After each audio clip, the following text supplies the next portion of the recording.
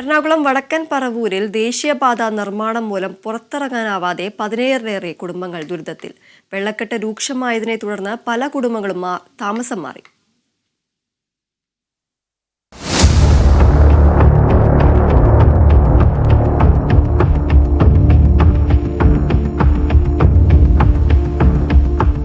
വടക്കൻ പറവൂർ കുര്യാപ്പിള്ളിയിലാണ് വീടുകളിൽ വെള്ളക്കെട്ട് രൂക്ഷമായത്.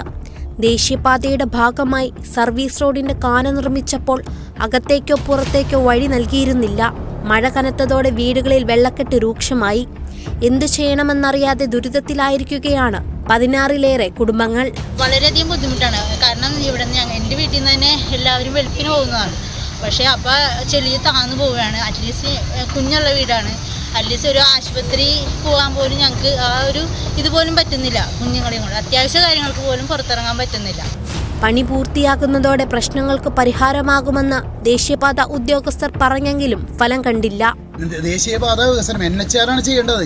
ഇവരോട് ഈ കമ്പനി ഇത് നടത്തുന്ന കമ്പനിയോട് ഞങ്ങൾ സൂചിപ്പിച്ചപ്പോൾ അവർ പറയുന്നത് നിങ്ങൾ സ്ഥലം തരൂ, ഞങ്ങൾ വഴി തരാമെന്നാണ്. ഞങ്ങളാണോ സ്ഥലം കൊടുക്കുന്നത്?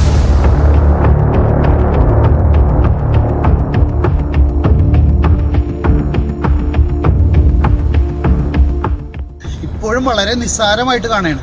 NHന്റെ പ്രോജക്ട് ഡയറക്ടറുമായിട്ട് ബന്ധപ്പെട്ട് ഞങ്ങൾ പല കാര്യങ്ങളും ഒരു അപ്പോയിൻമെന്റ് എടുക്കാൻ പോലും ശ്രമിച്ചിട്ട് അദ്ദേഹം ഇപ്പോഴും അപ്പോയിൻമെന്റ് തരുന്നില്ല. എന്താണെന്ന് നമുക്കറിയില്ല. അത് ദേശീയപാത നിർമ്മാണത്തിന്റെ ഭാഗമായി സമീപത്തുള്ള പുഴയുടെ നീരൊഴുക്ക് തടസ്സപ്പെടുത്തിയിരിക്കുകയാണ്. ഈ മണൽ ബണ്ട് പൊട്ടിച്ചാൽ മാത്രമാണ് ഈ പ്രദേശത്തെ വീടുകളിലെ വെള്ളക്കെട്ട് ഒഴിവാകുകയുള്ളൂ.